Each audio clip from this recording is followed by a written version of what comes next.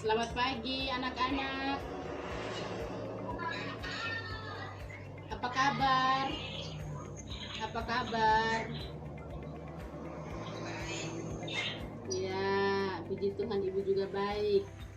Kita bertemu lagi hari ini dengan pembelajaran yang sama. Yaitu kita kembali membahas lagi tentang unsur-unsur intrinsik dari cerpen. Namun sebelum kita mulai pembelajaran kita, mari kita mengawalinya dengan meminta restu terlebih dahulu dari Tuhan. Maka doa ini, Ibu akan memimpin doa ini. Dan mari kita semua tunduk kepala dan menghadap Tuhan di dalam doa sesuai dengan ajaran agama dan kepercayaan kita masing-masing. Berdoa mulai. Terima kasih anak-anak. Ada yang masih ingat tidak pembelajaran kita minggu yang lalu? Ada yang masih ingat? Masih. Pembelajaran kita minggu lalu tentang cerpen. Ya, tentang cerpen. Kita membahas tentang unsur-unsur intrinsik dari cerpen. Ya, silahkan anak-anak lihat media pembelajaran kita yang akan Ibu tayangkan di layar laptop Ibu. Ya, silahkan anak-anak simak pembelajaran kita. Hari kita bahas dahulu tentang mulai dari kompetensi dasar. Yang pertama yaitu menganalisis unsur-unsur pembangun cerpen atau cerita pendek dalam buku kumpulan cerita pendek. Ya, dengan indikator di sini ada 3 indikator yang perlu kita harus capai pada pembelajaran kali ini, yaitu indikator yang pertama menentukan unsur-unsur cerpen, yaitu unsur intrinsik dari cerpen. Yang kedua, menelaah cerita pendek berdasarkan struktur. Yang ketiga, menentukan kaidah kebahasaan dari teks cerpen.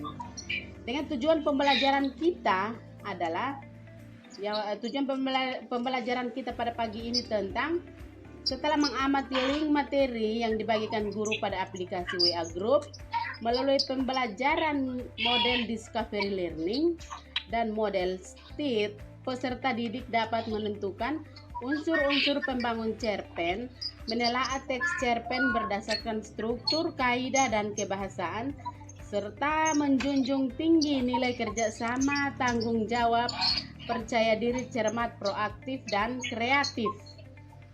Itu tujuan pembelajaran kita pada pagi ini. Nah, kita masuk pada materinya. Ya, yang anak-anak lihat ini Ibu tayangkan ini tentang apa? Ini contoh cerpen, yaitu dengan judul Robohnya Surau. Ya, itu tentang cerpen yang ditulis oleh A.A. Nafis. Itu cerpen. Ya, yang berikut. Apa itu cerpen?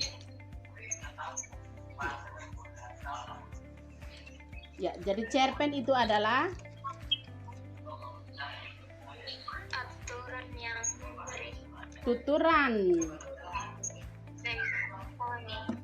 tuturan yang membentang suatu peristiwa atau kejadian. Ya, jadi itu tentang cerpen. Yang berikut, unsur-unsur intrinsik dari cerpen. Unsur-unsur cerpen ini dibagi menjadi ada berapa unsur. Namun yang kita bahas pada pembelajaran ini adalah kita hanya bahas tentang unsur intrinsiknya saja.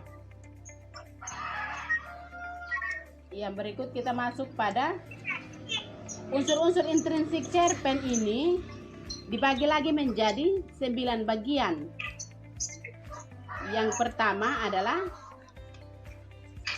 tema.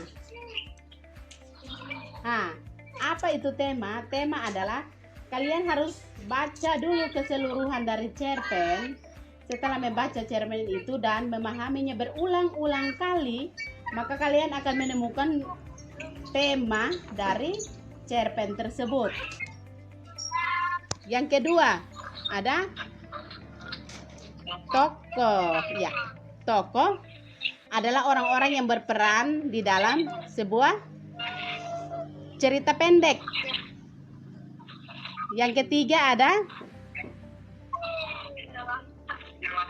ya, perwatakan. Di situ adalah perwatakan, dia menceritakan tentang sifat atau watak dari tokoh. Misalnya kalian nonton di televisi, biasanya nonton ini sinetron atau baca cerpen, perwatakan itu dibedakan menjadi 3. Ada perwatakan baik, ada yang berwatak jahat, dan ada yang berwatak baik dan dia berada di tengah-tengah. Ada protagonis, antagonis, dan tritagonis. Perwatakan itu. Yang berikut alur. Alur atau plot. Alur atau plot itu artinya menceritakan tentang jalannya suatu cerita. Yang kelima ada latar atau setting. iya, ada latar atau setting. Yang keenam tentang sudut pandang. Ya. Yang berikut yang ketujuh, gaya bahasa atau majas. Dan yang berikut ada amanat. Amanat atau pesan penulis terhadap pembaca. Kita lanjut ke bagian yang ketiga tadi. Itu tentang menggunakan kalimat langsung dan kalimat tidak langsung. Atau penulisan dalam percakapan. Misalnya ada tanda kutip. Kalau ada tanda kutip berarti kalimat itu diucapkan secara langsung oleh pembicara. Namun kalau tidak menggunakan kata kutip berarti dia tidak langsung berbicara, dia melalui perantaranya orang lain yang menyampaikan. Yang berikut, yang kelima, bahasa yang digunakan tidak baku dan tidak formal. Artinya bisa menggunakan bahasa baku, bisa juga menggunakan bahasa pasar. Misalnya di cerpen ada gue, ada elu. Ya, bisa dipahami. Yang keenam, menggunakan gaya bahasa, perbandingan, pertentangan maupun perulangan. Ya. Yang berikut kita lihat pada contoh-contoh cerpen itu, kalian bisa buka di internet dan dibaca. Ini ada linknya. Ya, nanti Ibu kirimkan linknya lagi Ibu sudah kirim linknya di Google Classroom. Jadi anak-anak silahkan buka linknya, atau tidak melalui link ini juga kalian bisa akses di internet dengan cara kata kuncinya contoh cerpen tentang pendidikan, tentang persahabatan, percintaan atau dan lain sebagainya. Kalian bisa akses di internet untuk membaca contoh-contoh cerpen tersebut. Atau kalau kalian membawa buku siswa, kalian bisa lihat pada buku paket siswa di halaman 103 sampai halaman 106. Itu contoh cerpennya ada di situ. Terima kasih sudah menyimak. Kita masuk pada sesi diskusi. Diskusi kelompok. Diskusi kelompok itu kalian aksesnya di Google Classroom. Ya, silahkan anak-anak kasih mati video call-nya, lalu aksesnya ke Google Classroom. Soalnya sama seperti minggu lalu Ibu sudah muat di Google Classroom. Bagaimana caranya? Kalian lihat kembali soal yang ada di Google Classroom, lalu mengerjakan kembali. Tapi Ibu sudah lihat hasilnya minggu lalu, semuanya sudah bagus. Kita bertemu lagi di video call WhatsApp. Namun sebelumnya Ibu sudah melihat hasil diskusi kalian di Google Classroom dan hasilnya luar biasa bagus.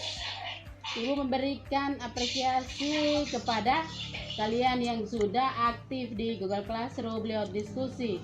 Kelompok 1 mendapatkan nilai tertinggi dengan pemberian bintang 3, mendapatkan bintang 3. Kelompok 2 juga bagus dan mendapatkan bintang juga. Kelompok 3 juga bagus dan mendapatkan bintang yang baik juga. Kita berikan tepuk tangan untuk semua kelompok yang sudah berpartisipasi dalam kegiatan diskusi dan hasilnya bagus. Mungkin pembelajaran kita hari ini cukup sekian. Namun sebelum kita mengakhiri pembelajaran kita, Ibu harus mengingatkan jangan lupa untuk menerapkan protokol kesehatan yang sudah dihimbau kepada kita. Jangan lupa pakai masker dan selalu mencuci tangan serta menjaga kesehatan dalam mengikuti pembelajaran setiap hari. Meskipun lewat Google Classroom atau lewat jaringan, kalian harus semangat dalam belajar. Kita sama-sama berdoa mudah-mudahan wabah ini cepat berlalu dan kita kembali belajar seperti biasa di sekolah. Ya. Jadi kita tutup pembelajaran kita hari ini dengan kita mengakhirinya dengan berdoa. Dan doa ini saya minta Intan untuk memimpin kita dalam doa sebelum kita mengakhiri pembelajaran kita pada pagi ini. Ya, kepada Intan silahkan memimpin kita dalam doa.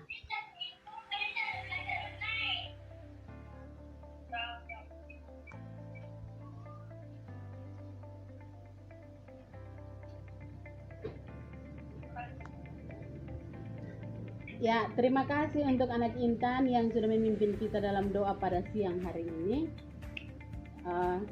Jangan lupa, sekali lagi mengingatkan, jangan lupa menerapkan protokol kesehatan untuk kita. Kita bertemu lagi pada pembelajaran yang akan datang dan sampai jumpa. Selamat siang dah semuanya. Ya.